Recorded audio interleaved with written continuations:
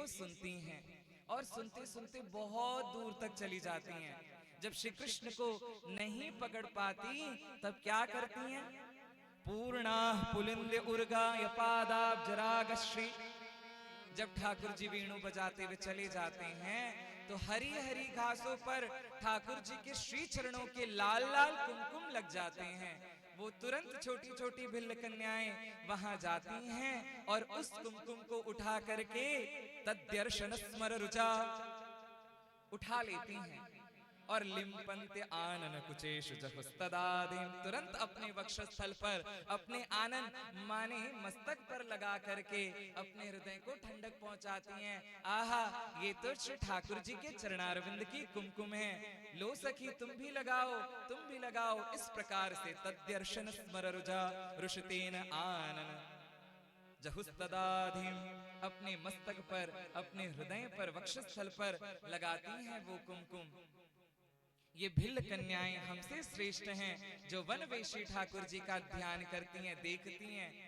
एक सखी ने कहा, मैं तो गिरिराज गोवर्धन को देख रही हूं। अद्भुत स्वरूप है गिरिराज का। कैसा है? हंताय मद्दिर्वला हरिदास वर्य यद राम कृष्ण चरण स्पर्श प्रमोद। आहा, ये हरिदास वर्य हैं। यद राम कृष्ण चरण स्पर्श प्रमोद, जैसे ही भगवान राम श्याम गिरिराज के तलहटी में ऊपर नीचे जाते हैं तो उनके चरण स्पर्श से ये प्रमुदित हो जाता है गिरिराज। यद राम कृष्ण चरण स्पर्श प्रमोद मानम तनोति सह गो गणयोर्योर्यत् पानीय सुवसकंदर कंदमूलैः। ये गिरिराज गोवर्धन हरिदास वर्य है, ये दासों में श्रेष्ठ है। ये क्या करता है? जब राम श्याम इसके तलहटी में गाय चराते हैं तो ये जाकर के गिरिराज अपने कंदराओं में ले जाकर के राम श्याम को कंदमूल खिला करके, शीतल झरनों का जल पिला करके उनका स्वागत सत्कार करता है। सखी, जब भगवान इसके ऊपर चलते हैं ना, जब स्पर्श होता है ना, तो इसकी रोमावलियां खड़ी हो जाती हैं। ये गिरिराज के रोम क्या है? तो कहते हैं ये जो वृक्ष है यही गिरिराज गोवर्धन के रोम हैं, माने रोए हैं। और जब भगवान का दर्शन कर लेता है ये गिरिराज, तब अपने नेत्रों से शीतल अश्रु प्रवाहित करता है, मानो जो शीतल झरने बह रहे हैं ये गिरिराज गोवर्धन के नेत्रों से अश्रुपात हो रहे हैं। सखी, ये दासों में श्रेष्ठ है। हंताय मद्दिर्वला हरिदास वर्य यद राम कृष्ण चरण स्पर्श प्रमोद। ये गिरिराज कितना सौभाग्यशाली है कि इसका ठाकुर जी का स्पर्श करता है। श्री ठाकुर जी के चरण रज पड़ते हैं इस गिरिराज गोवर्धन पर। सखी, ये गिरिराज गोवर्धन सौभाग्यशाली है। इस प्रकार से भगवान जब वेणु बजाते हुए पूरे वृंदावन को वेणु स्वर संगीत में नहलाते हुए जब गोधूली वेला में श्याम सुंदर वृंदावन में प्रविष्ट होते हैं, नंदगांव में प्रविष्ट होते हैं, तो अद्भुत शोभा होती है। समस्त हजारों हजारों गायों के पीछे पीछे आगे आगे गौएं हैं और पीछे पीछे श्याम सुंदर वेणु बजाते हुए सुंदर वाला तान छेड़ते हुए चले आ रहे हैं। पश्चिम दिशा में सूर्य भगवान अस्त हो रहे हैं, परंतु जो उनकी अस्त होने की लालिमा है वो श्याम सुंदर के श्याम श्री अंग पर पड़ रही है। और ऐसा लग रहा है कि एक तो आकाश मंडल में सूर्य है लालिमा दिखाते हुए, और एक वृंदावन में हजारों गायों मानो गाय ही बादल समूह हैं, और उनके बीच में नंद नंदन ही सूर्य के समान प्रकाशित हो रहे हैं। ऐसा दिखाई दे रहा है, ऐसा लग रहा है। कैसी शोभा हुई। गा गोपकैरनुवनं नयतोरुदार वेणुस्वनैकल्पदैस्तनुभृत्सु सख्यः। भगवान की शोभा कैसी हो रही है? आप ध्यान कीजिए, दर्शन कीजिए कि भगवान ने अपने माथे पर क्या बांध रखा है। जब गाय दूहते हैं ना, तो उसके पीछे जो रस्सी लगाते हैं उसे क्या बोलते हैं? दूहते समय हम लोगों के यहाँ तो नोएडा बोलते हैं उसे। उसको भगवान ने अपने मस्तक पर बांध रखा है और भगवान के केश बिखरे हुए हैं। गायों के टाप से उड़ी हुई धूल, जो खुर से उड़ी हुई धूल है, वो भगवान के बदन पर पड़े हुए हैं। वैसे तो भगवान श्याम हैं, परंतु जब धूल पड़ जाती है तो पांडु रंग हो जाते हैं, यानी थोड़े काले हो जाते हैं। अद्भुत स्वरूप है। बदन पर वो धूल पड़ी हुई है और त्रिभंग ललित मुद्रा से ही चले आ रहे हैं, टेढ़े, और अपने हस्तारविंद में वेणु को लिए हुए हैं। गागो पकैरनुवनं नयतोरुदार वेणुस्वनये कल्पदैस्तनु वृत्सु सख्यः अस्पन्दनं गतिमतां पुलकस्तरूणां निर्योग पाशकतलक्षणयोर्विचित्रम्। जब इस स्वरूप से भगवान वेणु बजाते हुए सदलबल वृंदावन में प्रविष्ट होते हैं, ये देख करके गोपांगनाएं फूटकर रोने लगती हैं और कहती हैं, एवं विधा भगवतो या वृंदावनचारिणः वर्णयन्त्यो मिथो गोप्यः क्रीडास्तन्मयतां ययुः। एवं विधा भगवतो या वृंदावनचारिणः, भगवान वृंदावन में इन स्वरूप का गोपांगनाएं ध्यान करती हैं और फिर ध्यान करते करते मग्न हो जाती हैं, चिन्मय में तन्मय हो जाती हैं, ठाकुर जी के स्वरूप में ही अपने स्वरूप को विलीन करती हैं और उन्हीं का ही ध्यान करने लगती हैं। इस प्रकार से श्रीमद् भागवत में वेणु गीत है।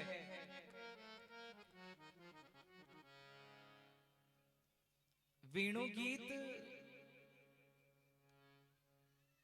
गोपांगनाओं ने सर्वप्रथम गाया है। श्रीमद् भागवत में 5 गीत हैं। वेणु गीत, प्रणय गीत, युगल गीत, गोपी गीत और भ्रमर गीत। परंतु सर्वप्रथम अगर कोई गीत गाया है गोपांगनाओं ने तो वेणु गीत ही गाया है। क्यों? क्योंकि ये कृष्ण के प्रति पूर्वानुराग है। कृष्ण के प्रति पूर्वानुराग हुआ तभी तो रास में प्रविष्ट होने की अधिकारी हुए। श्रीधर स्वामी जी कहते हैं कि जिसको रास में प्रविष्ट होना है उसको ये पूर्वानुगीत का पाठ करना चाहिए, यानी इस वेणु गीत को श्रवण करना चाहिए। और वेणु गीत का जब श्रवण करेगा तभी वो रास में प्रविष्ट हो सकता है, तभी रास रासेश्वर और रास रासेश्वरी का दर्शन कर सकता है। ये गोपांगनाओं ने भगवान के प्रति जो गीत गाया है ये पूर्व अनुराग के ही कारण गाया है। इस प्रकार से वृंदावन में अनेक लीलाएं करते हैं भगवान। अब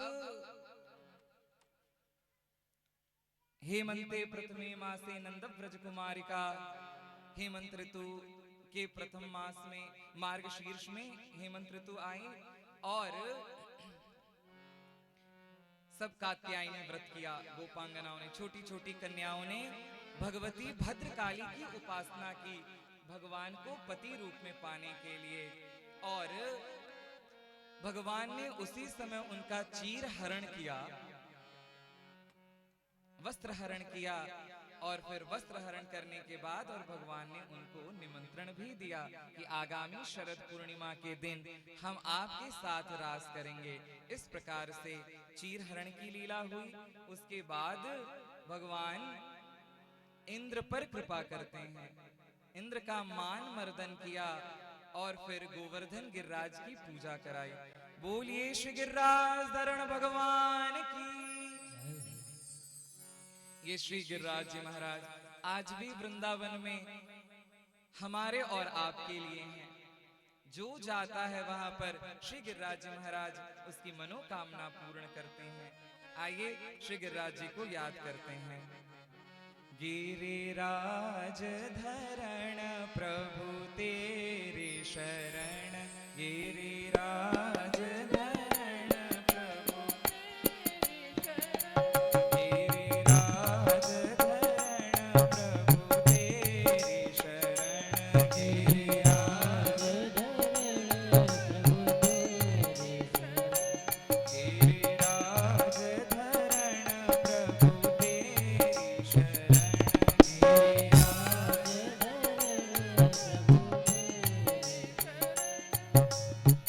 तेरी शरण हम तेरी शरण, तेरी शरण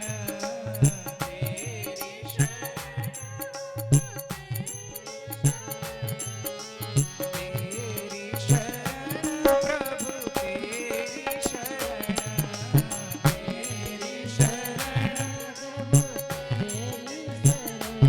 गिरिराज धरण प्रभु तेरी शरण,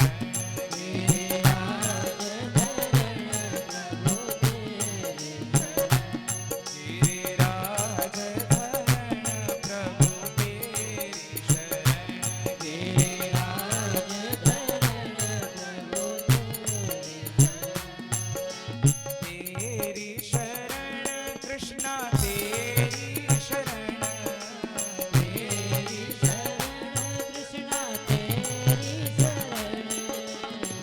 तेरी शरण कृष्ण तेरी शरण,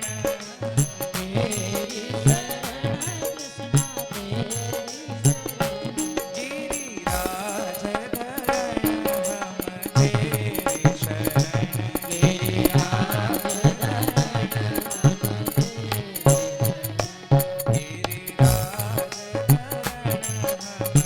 गिरिराज धरण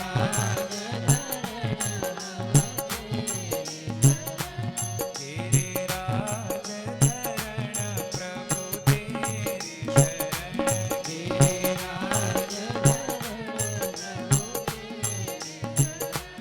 गिरिराज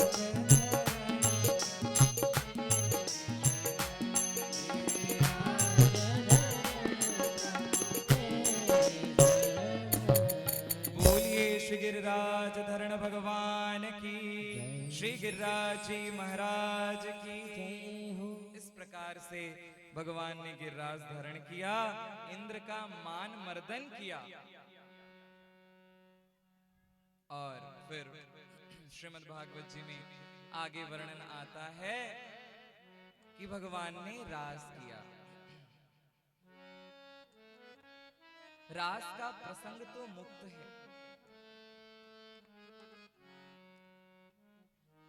परंतु भगवती नर्मदा को श्रवण कराने के लिए थोड़ा सा 2-4 श्लोकों का हम लोग गान करेंगे। श्रीमद् भागवत जी में रास पंचाध्यायी कहते हैं कि 10वां स्कंद भगवान का हृदय है, और उसमें भी रास पंचाध्यायी ये पंच प्राण है, और उसमें भी गोपी गीत, ये गोपी गीत ब्रजवासी लोग कहते हैं कि श्री किशोरी जी का हृदय है। इसका पाठ करने से, इसका श्रवण करने से, इसका मनन करने से ठाकुर जी की प्राप्ति होती है। श्री वृंदावन में वृंदावन बिहारी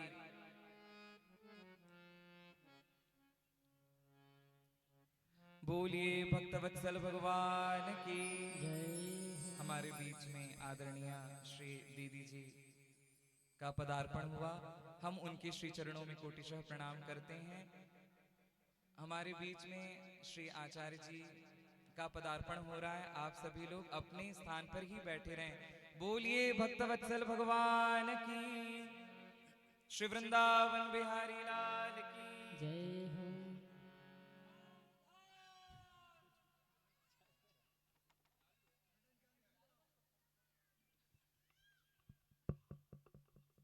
सावधान!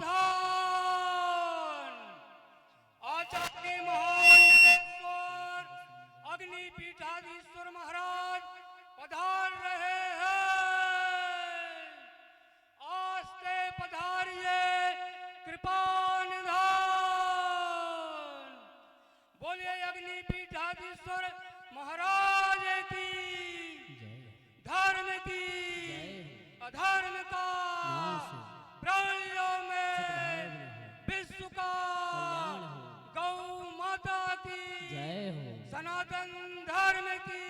जय हो नर्मदा मैया की, जय हो अमरकंटक धाम की, जय हो हिंगलाज भवानी की, जय हो उभय भारती मैया की, जय हो हर हर महादेव।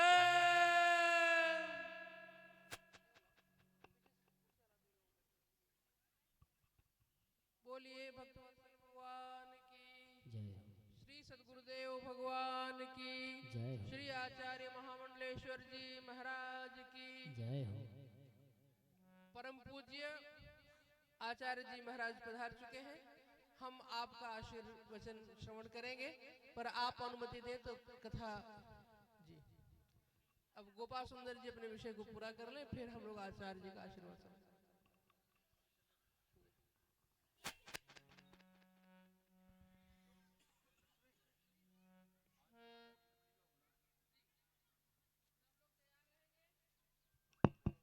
सभी लोग, कोई जाएगा नहीं आज, सब तैयार रहेंगे। और आज दीदी का भी थोड़ा सा 2 मिनट, हाँ वो 2 मिनट के लिए कह रही हैं, 2 मिनट में जो महापुरुष होते हैं उनकी वाणी परिचय दे देती है अपना। तो दीदी का भी होगा, आचार्य जी का हम लोग सुनेंगे। आज कई कार्यक्रम है। हम परम पूज्य महाराज श्री की प्रेरणा से इस बार ऐसा बना कि जितनी महिलाएं, श्रेष्ठ महिलाएं हमारे आश्रम, महिला आश्रम में अपना जीवन आजीवन योगदान दिया जिन लोगों ने, उन महिलाओं का सम्मान भी यहाँ किया जाएगा। उसके लिए हमारी महिला आश्रम की सचिव और पूर्व विधायक, पूर्व महापौर सुश्री कल्याणी जी हमारे बीच में पधारी है, तो उनके द्वारा और दीदी के द्वारा उन महिलाओं का भी सम्मान होगा। पर अभी गोपाल सुंदर जी अपना विषय पूरा करेंगे।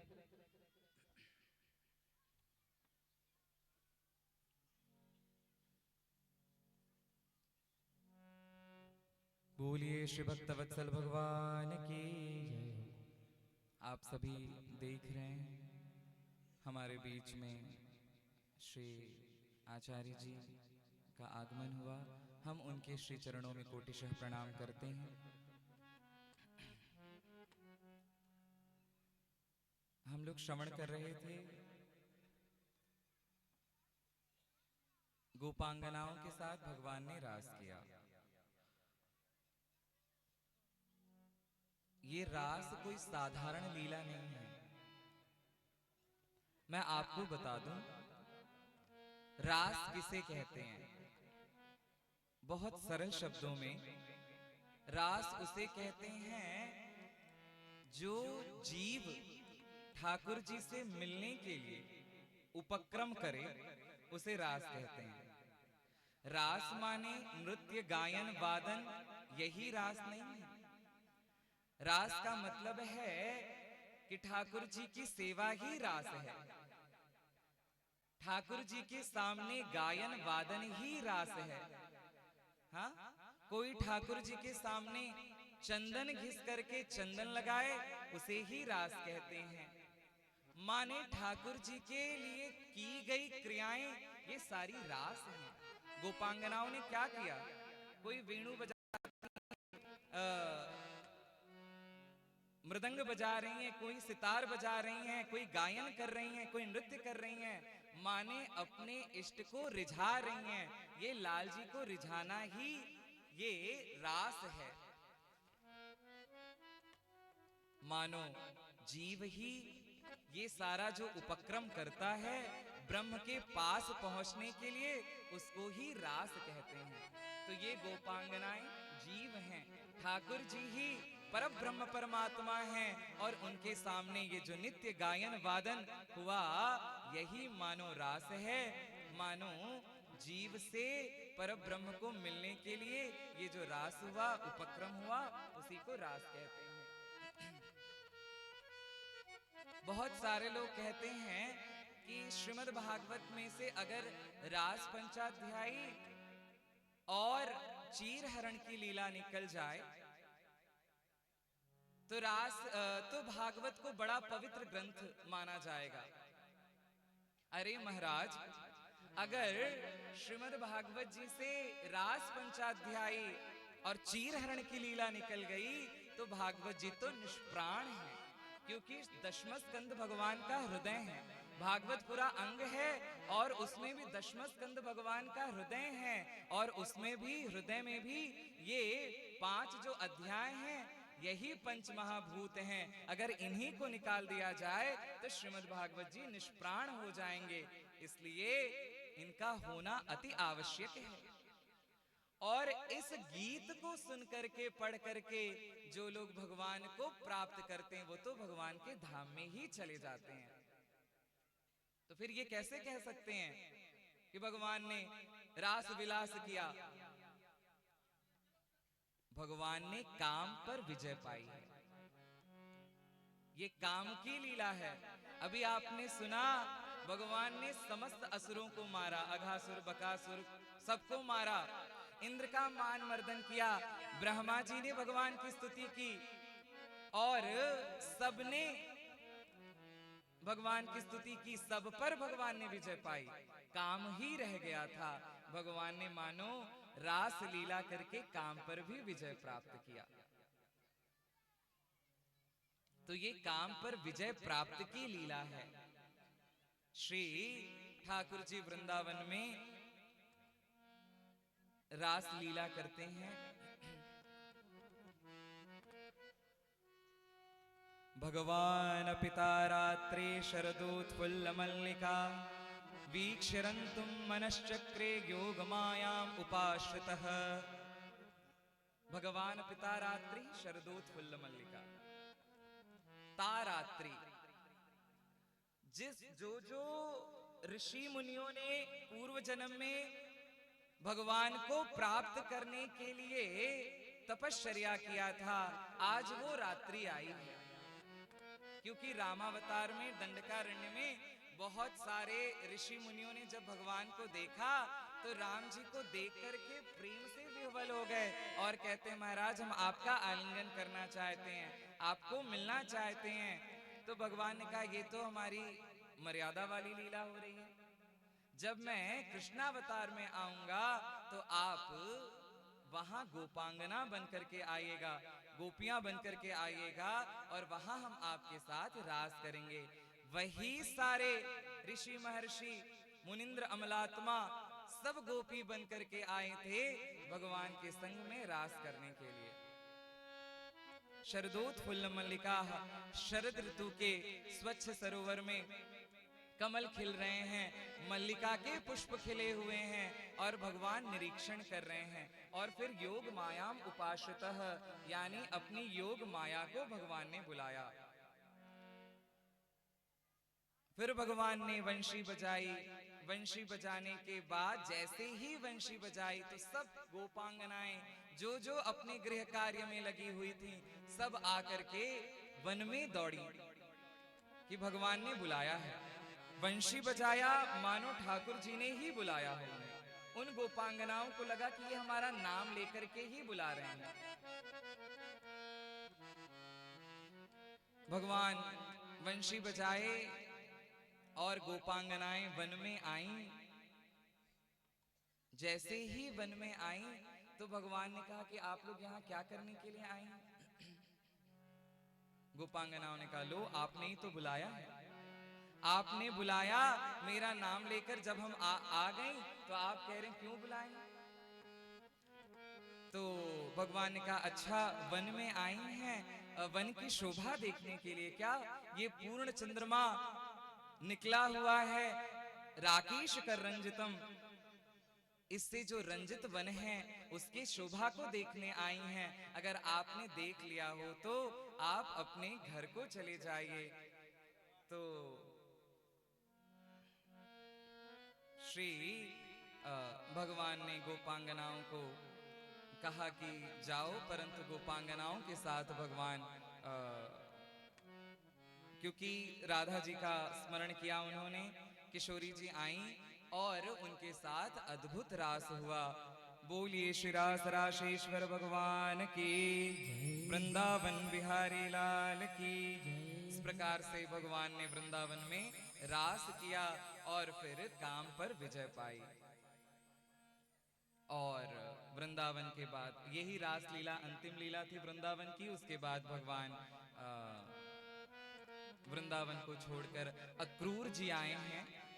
नारद जी ने कहा कि कंस से कि बहुत दिन हो गया और ये लोग राम श्याम वृंदावन में हैं, ये वसुदेव के पुत्र हैं और उनको बुला लेना चाहिए। और बुलाने के बाद कंस ने अक्रूर जी को भेजा। अक्रूर जी आए हैं और भगवान को ले जाने के लिए गांव वालों से अक्रूर जी ने कहा कि हम राम श्याम को लेने आए हैं। फिर सबने गोपांगनाओं ने बड़ा विलाप किया। उसके बाद भगवान रथ पर बैठे और फिर वृंदावन से मथुरा के लिए अग्रसर हुए। और फिर भगवान ने वहां पर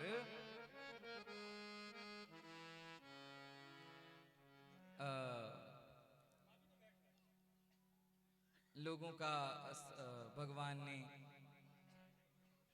वृंदावन में मथुरा में आकर के मथुरा के जितने भी भगवान के भक्त थे सबके ऊपर भगवान ने कृपा की। और कृपा करने के बाद भगवान, आप तो जानते ही हैं कि भगवान ने कंस को मारा मथुरा में जाकर के। बड़े बड़े उसके राक्षस थे, छल तोषल उसके मुष्टिक चाणूर, ये सब उसके पहलवान थे।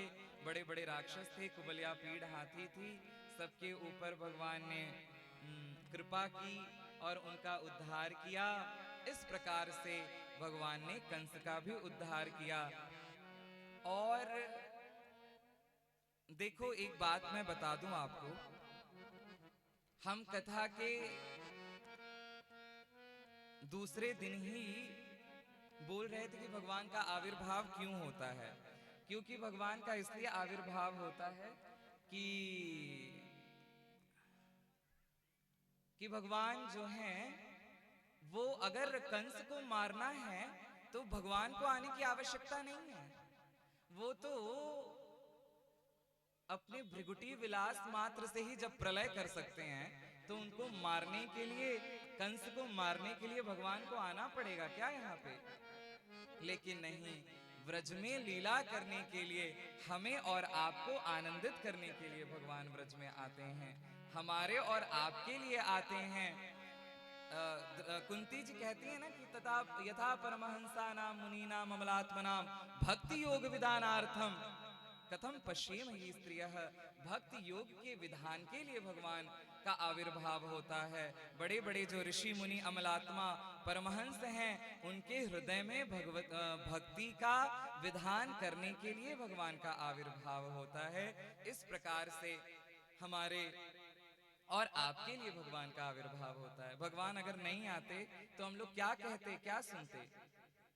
हाँ, भगवान ने हमारे और आपके ऊपर बड़ी कृपा की है, हमारे बीच में आकर के जो अपनी लीलाओं को किया, और वो लीलाएं हमें और आपको सतत निरंतर आनंदित करती रहती हैं। इस प्रकार से भगवान अनेक प्रकार की लीलाएं करते रहते हैं। और फिर आगे चल के भगवान का विवाह हुआ।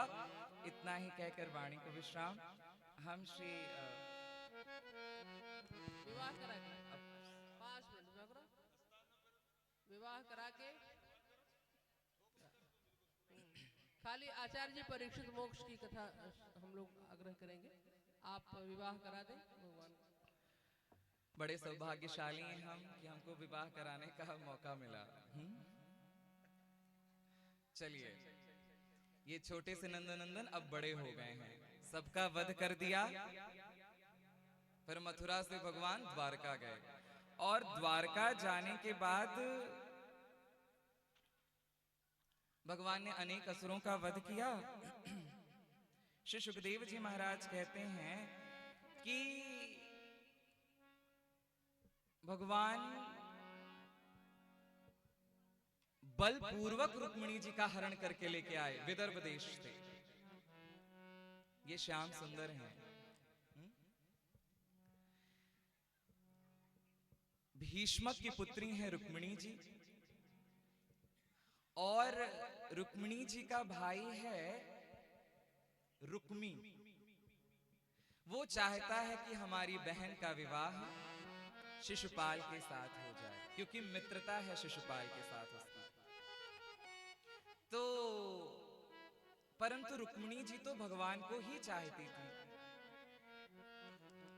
भगवान को ही वर्ण कर चुकी थी, भगवान के गुणगणों को सुन लिया था, तभी से ही वो श्री कृष्ण को चाहती थी। परंतु उनका भाई शिशुपाल से विवाह करना चाहता था। अब विवाह तय हो गया शिशुपाल के साथ। रुक्मिणी जी बड़ी दुखी हुई। रुक्मिणी जी ने एक विश्वस्त ब्राह्मण को उसके साथ पत्र लिख करके भगवान द्वारकाधीश के पास भेजा और ब्राह्मण देवता द्वारका में आए और भगवान को देखिए, यहां पर तो ब्राह्मण से ही रुक्मिणी जी ने कह दिया था, पत्र का कोई उल्लेख नहीं है। परंतु जो भगवान के परम भक्त हैं वो कहते हैं कि रुक्मिणी जी ने पत्र भेजा था भगवान को, और उसमें क्या लिखा था? श्रुत्वा गुणान् भुवन सुंदर शृण्वतान्ते निर्विश्य कर्ण विवरैर्हरतोंगतापम रूपम दृशां दृशिमतामखिलार्थलाभं त्वयि अच्युता विशति चित्रपत्रपं मे। श्रुत्वा गुणान् भुवन सुंदर शृण्वतान्ते, हे भुवन सुंदर, मैंने आपके गुणगणों को जब से सुन रखा है तब से मैं तो आपको ही वर्ण कर चुकी हूँ, मैं आपको ही पति बनाना चाहती हूँ। महाराज, मैं आपको ही चाहती हूँ, मैं कोई दीनहीन की तरह आपसे याचना नहीं कर रही हूँ, मैं भी श्रेष्ठ हूँ। कात्वा मुकुंद महति कुलशील रूप विद्या वयोधाम अभिरात्म तुल्यम। आप जैसे हैं मैं आप सरीखी ही हूँ। मैं, हम दोनों कुलशील रूप विद्या वय धाम एक जैसा ही है हमारा और आपका। मैं भी श्रेष्ठ हूँ और आप नरलोक भिराम हैं, इसलिए मैं कोई दीनहीन की तरह याचना नहीं कर रही हूँ। आइए और आकर के बलपूर्वक मेरा हरण करके ले जाइए। आप इसकी चिंता मत कीजिएगा कि मैं कैसे हरण करूंगा, मैं देवी पूजन के लिए आई हुई होंगी मंदिर में, आप उस समय आकर के मेरा हरण करके ले जाइएगा। इस प्रकार से पत्र में रुक्मिणी जी ने लिखा था, ब्राह्मण देवता ने सुनाया। अब तो ब्राह्मण देवता के बात को सुन करके श्री ठाकुर जी बड़े प्रसन्न हुए, भगवान बड़े प्रसन्न हुए और प्रगृह्य पाणिना पाणि, हाथ में हाथ मिला करके ऐसे बात करने लगे जैसे कोई ससुराल से अपना स्वजन आ जाता है और उसके साथ हास परिहास के साथ बात होती है, वैसे ही भगवान ने उनके साथ बात की। और भगवान ने बड़े प्रेम से कहा, ब्राह्मण देवता, जैसे रुक्मिणी हमें चाहती हैं वैसे मेरा चित्त भी रुक्मिणी जी को चाहता है, मैं भी उन्हीं को चाहता हूँ, आप उनसे कह दीजिएगा कि मैं जरूर आऊंगा। इस प्रकार से ब्राह्मण देवता, अब जब विवाह की एक ही रात्रि रह गई, शिशुपाल से विवाह तय था, इधर भीष्मक कन्यादान के लिए सारा जितना भी कृत्य था सब करा रहे हैं। अब इधर रुक्मिणी जी को बड़ी चिंता हुई, लगता है भगवान नहीं आएंगे, क्या करूं? ब्राह्मण देवता भी नहीं आए, रात्रि का समय था, सोच रही थी कि इतने में ही ब्राह्मण देवता आए और कहते हैं, रुक्मिणी जी चिंता मत कीजिए, भगवान का रथ तैयार हो गया है, भगवान द्वारका से चल दिए हैं, आपको चिंता करने की आवश्यकता नहीं है। बार बार चरणों में प्रणत करते हुए और ब्राह्मण देवता के मुख में मिष्ठान डालते हुए कहती हैं कि आपने बड़ी सुंदर खबर सुनाई हमें, और ऐसा रुक्मिणी जी को विश्वास हो गया कि अब भगवान आएंगे। फिर सुबह हुआ, कन्या को मंगलसूत्र धारण कराया गया, हल्दी लगी श्री रुक्मिणी जी को, और फिर देवी पूजन के लिए अग्रसर हुई। तो नियमानुसार भगवती रुक्मिणी ने अपने चरण धोए, हाथ धोए और पूजन की थाली लेकर के गौरी के मंदिर में गईं, वहां पूजन करती हैं। भगवती की आराधना 3 रूपों में होती है, कुमारी के रूप में, सुवासिनी के रूप में और माता के रूप में भगवती की पूजा होती है। गोस्वामी तुलसीदास जी महाराज मानस में कहते हैं, गई भवानी भवन बहोरी,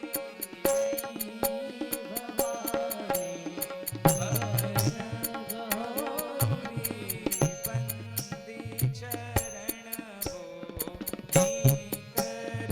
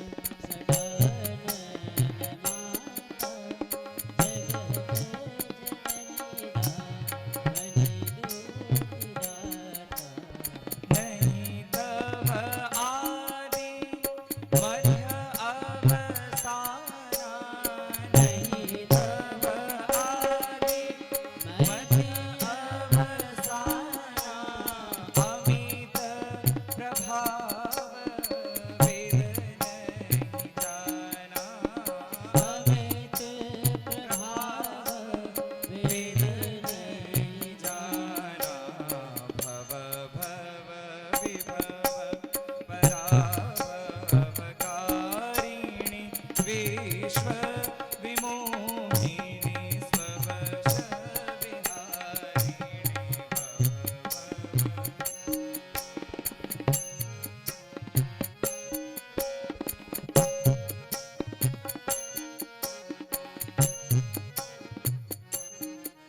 भगवती प्रसन्न हुई, विनय प्रेम बस भई भवानी, खसी माल मूरति मुस्कानी। जैसे किशोरी जी ने पूजा किया, वैसे ही श्री रुक्मिणी जी आई और प्रणाम करके चरणों में प्रणत होती हैं गौरी जी के और कहती हैं कि माँ कृपा कीजिए, हुए हे उमा महेश्वर, मैं जिनको पति रूप में चाहती हूँ वही हमें मिले। तो भगवती प्रसन्न हुई और कहते हैं आपको श्याम सुंदर ही आपके पति होंगे। इस प्रकार से जब देवी पूजन करके भगवती रुक्मिणी निकली तो देखा नेत्र चंचल हुए, श्याम सुंदर अभी आए नहीं लेने के लिए। इतने में ही अभी सोच ही रही थी कि इतने में ही भगवान का रथ आया और मंदिर के द्वार पर रुका। बड़े बड़े योद्धा शूरवीर रुक्मिणी जी की रक्षा में लगे हुए थे और भगवान को भी उन योद्धाओं ने देखा, परंतु रुक्मिणी जी को लगा कि ये तो बिना अस्त्र शस्त्र के आए हैं और ये शूरवीर अस्त्र शस्त्र के साथ हैं, तो क्या करना चाहिए।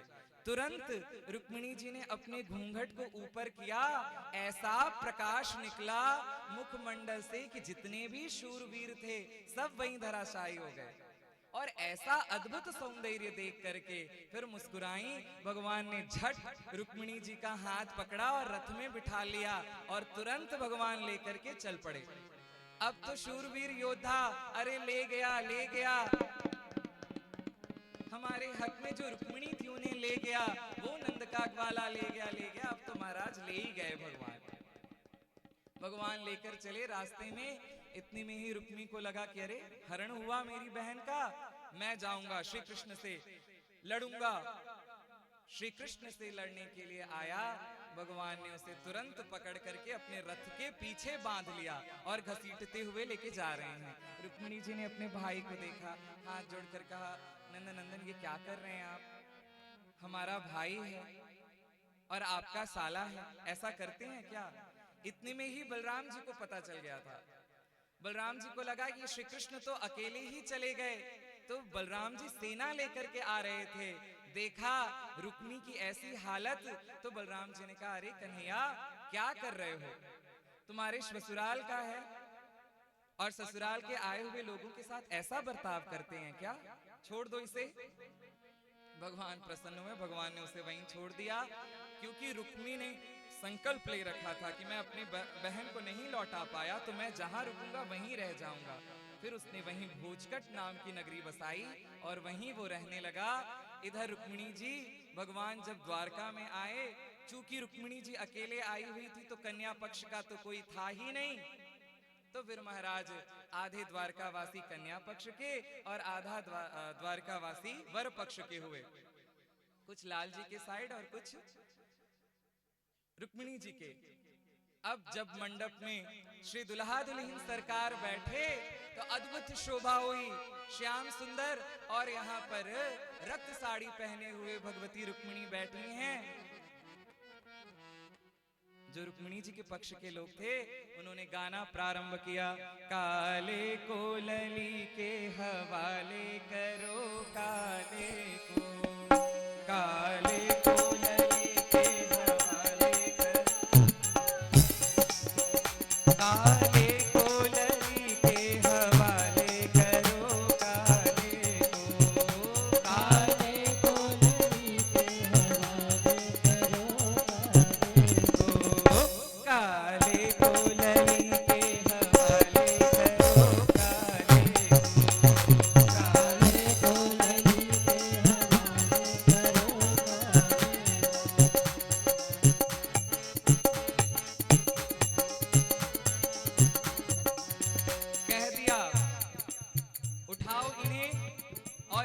ग्रंथि बंधन करो, गांठ जोड़ दो इनका।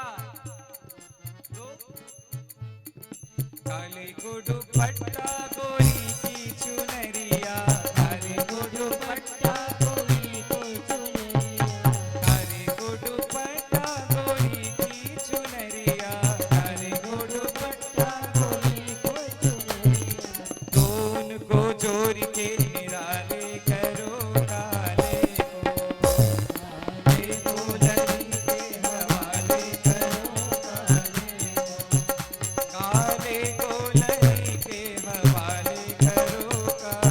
को, काले को लड़ी के हवाले करो काले को, काले को लड़ी के हवाले करो काले को, काले को लड़ी के हवाले करो काले को, काले को लड़ी के हवाले करो। पहले आगे आगे बरसाने वाली राधा प्यारी, पहले आगे आगे बरसाने वाली राधा प्यारी, पहले आगे आगे बरसाने वाली राधा प्यारी, पहले आगे आगे बरसाने वाली राधा प्यारी। और पीछे पीछे नंद गाँव वाले करो काले को, गाँव वाले करो काले को, काले को लड़ी के हवाले करो काले को, काले को लड़ी के हवाले करो काले को, काले को लड़ी के हवाले करो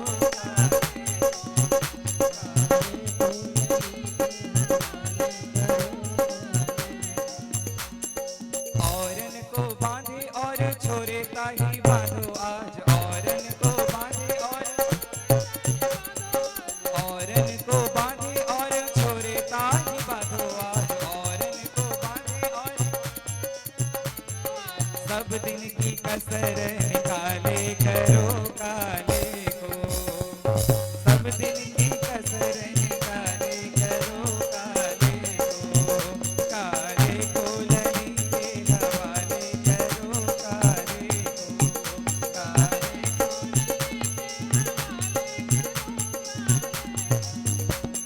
अब हील का समय आया, लाजा डालने का समय आया। सुपली में खील लेके दो बिखरायो करें, सुपली में खील लेके, सुपली में खील लेके दो बिखरायो करें, सुपली में खील लेके दो बिखरायो करें। भैया श्री दामा खील डाले करो काले को, काले को लड़ी के हवाले करो काले को, लड़ी के हवाले करो। और केवल दुल्हा दुल्हन सरकार इस स्वरूप को अपने चित्त में बिठा करके इसका ध्यान करने लायक है। कैसा है? पान करिबे को युगल छवि माधुरी, पान करिबे को युगल छवि माधुरी, पान करिबे को युगल छवि माधुरी, पान करिबे को युगल छवि माधुरी। सखी अपने नैनन को प्याले करो काले को, सखी अपने नैनन को प्याले करो काले को,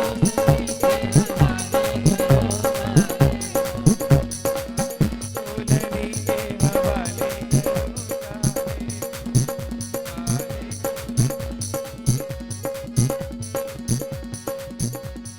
जीजी प्यारी श्यामा और जीजा प्यारो नंदलाल, जीजी प्यारी श्यामा और जीजा प्यारो नंदलाल। नारायण ने निधि को साले करो काले को, काले को लड़ी के हवाले करो काले को, काले को लड़ी के हवाले करो काले को, काले को लड़ी के हवाले करो काले को, काले को लड़ी के हवाले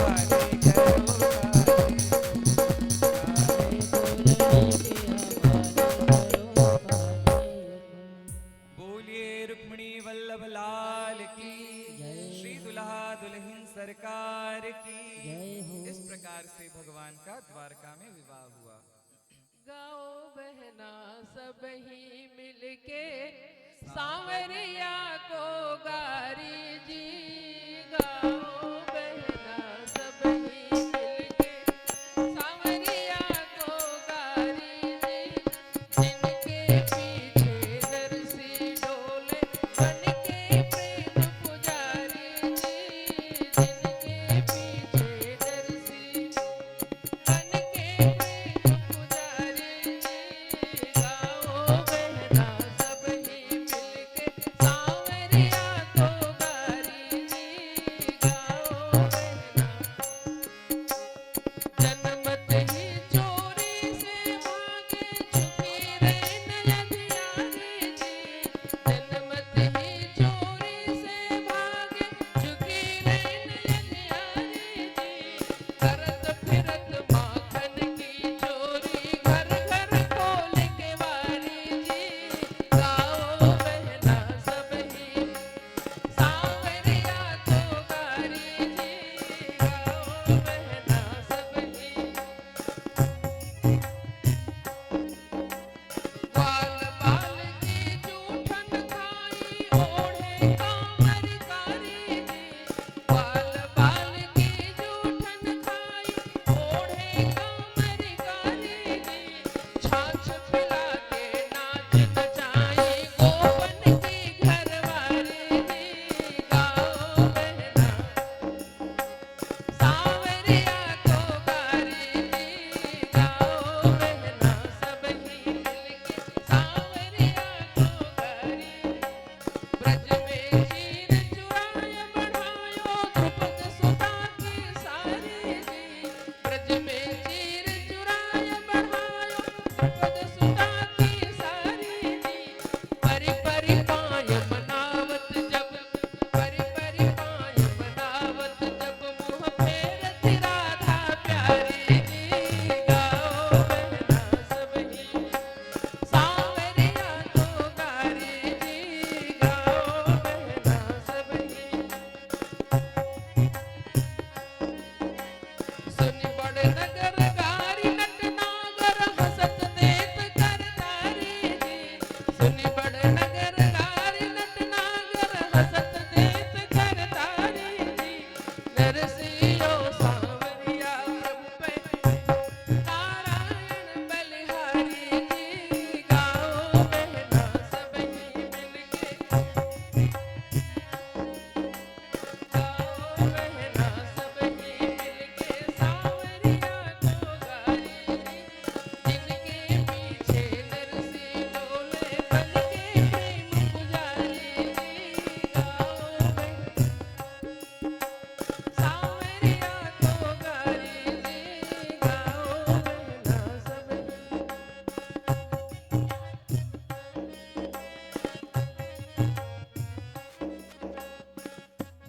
बोलिए वृंदावन बिहारी लाल की।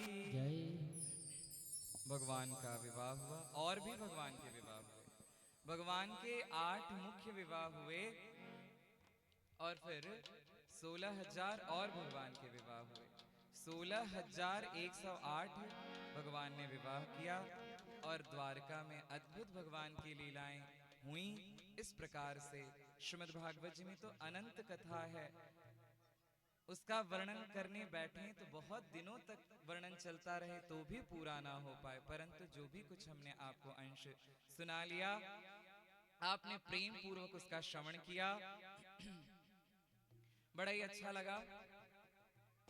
आप लोगों के बीच में आकर के हमें कुछ कथा सुनाने का सौभाग्य प्राप्त हुआ और सबसे बड़ी कृपा भगवती नर्मदा की है, जिन्होंने अपने गोद में हमें बिठा करके आप लोगों के सामने हमें रखा और उन्होंने भी बड़े प्रेम से कथा श्रवण किया और उन्हीं की कृपा है इसके पृष्ठभाग में।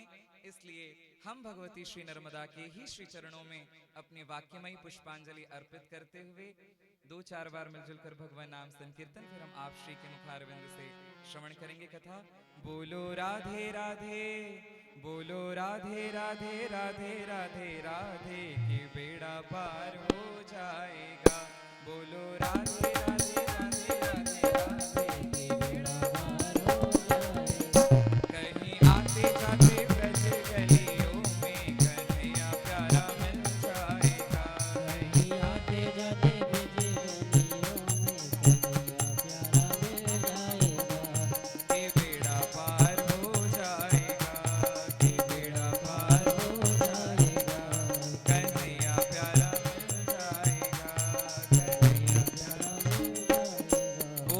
वृंदावन बिहारी लाल की, श्री नर्मदा मैया की, जगत गुरु शंकराचार्य भगवान की, श्री सुखदेव जी महाराज की।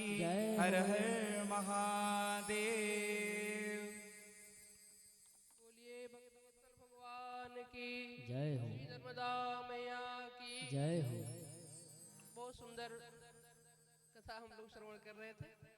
अब हमारे बीच में भाई श्री अरविंद जी आए हैं, हम उनका स्वागत करते हैं। और हमारे बीच में हमारे नरसिंहपुर जिला के ब्राह्मणों के गौरव भाई श्री रुद्रेश जी पधारे हैं। रुद्रेश जी का हम हृदय से अभिनंदन करते हैं। मैं आग्रह करती हूँ कि एक बार आप मंच पर आएं और आचार्य महामंडलेश्वर जी महाराज से आशीर्वाद ग्रहण करें। श्री रुद्रेश जी।